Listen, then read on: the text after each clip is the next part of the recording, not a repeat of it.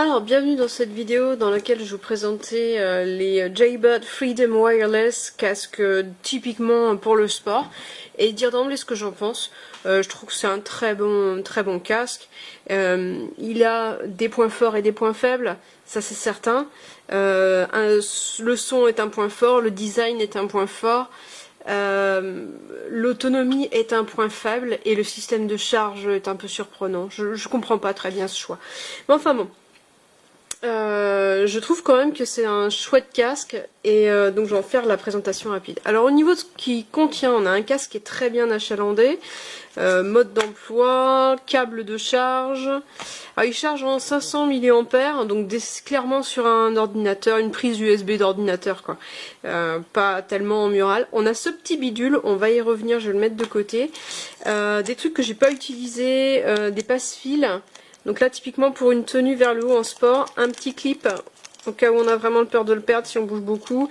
Les embouts silicone, 3 tailles différentes que j'ai pas utilisées parce que j'ai utilisé simplement les embouts à mémoire de forme pour lesquels j'ai une préférence.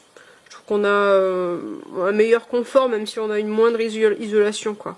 Bon, après c'est vraiment une question de perception, donc on a 3 tailles sur ces petits embouts également. Une petite pochette comme ça, assez dure à ouvrir, la petite pince.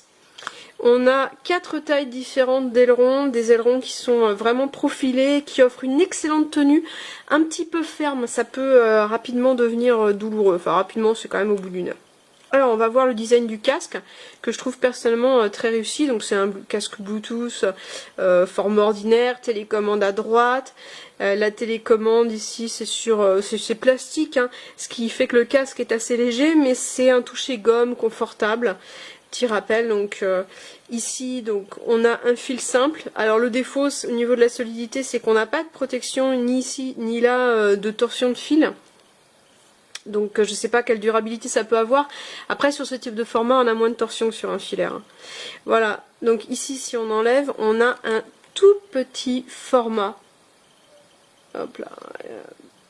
Voilà, toute petite sortie bicolore, plastique, métal au bout évidemment.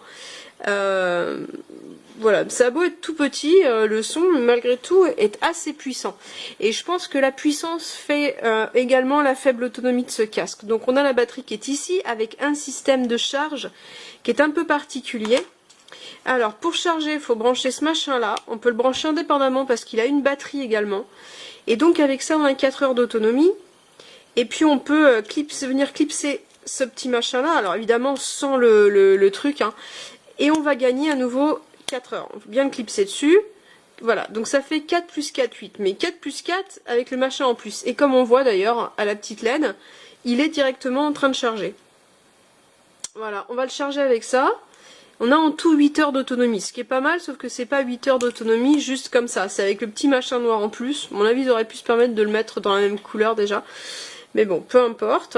Donc on n'a pas une grosse autonomie. Parce qu'on a de la puissance, on a du son. Alors on arrive justement à cette question du son.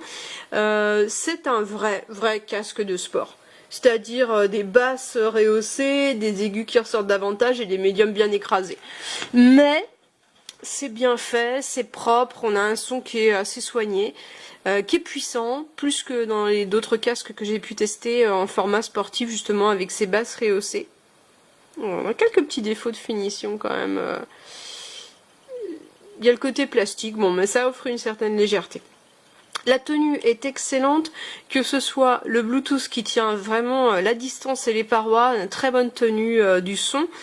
Le fil n'est pas trop bruyant. On a une excellente tenue dans les oreilles. Alors évidemment, ça c'est très esthétique, ça passe très bien, on va le faire glisser à la sortie du pavillon, on va le mettre vers le haut, ça super, génial au niveau de la tenue. Avec ça, ça ne bouge pas. Et une fois qu'on met les passe-fils derrière la tête, c'est vraiment discret. Et ça tient très bien. Donc on a un bon casque globalement. Hormis ce système là propriétaire, il n'y a pas moyen de charger directement avec un micro USB dessus, hormis ce truc et l'autonomie un peu légère. Franchement, c'est un très bon casque. Le son est bon. Il est pulsé, il est dynamique, c'est un son pour le sport. On va pas aller écouter des trucs quand on est mélomane là-dessus. Mais c'est très bien, ça se connecte bien, ça tient bien connecté. De ce point de vue-là, on n'a vraiment aucun souci. Moi je mets 4 étoiles à cause de ça. S'il n'y avait pas ce système là, franchement si on pouvait brancher direct en USB et qu'il tenait 8 heures directement, 5 étoiles sans hésiter. Voilà pour mon avis sur ce casque. Ça reste un très bon casque. Par rapport à son prix, c'est vraiment de la très bonne qualité.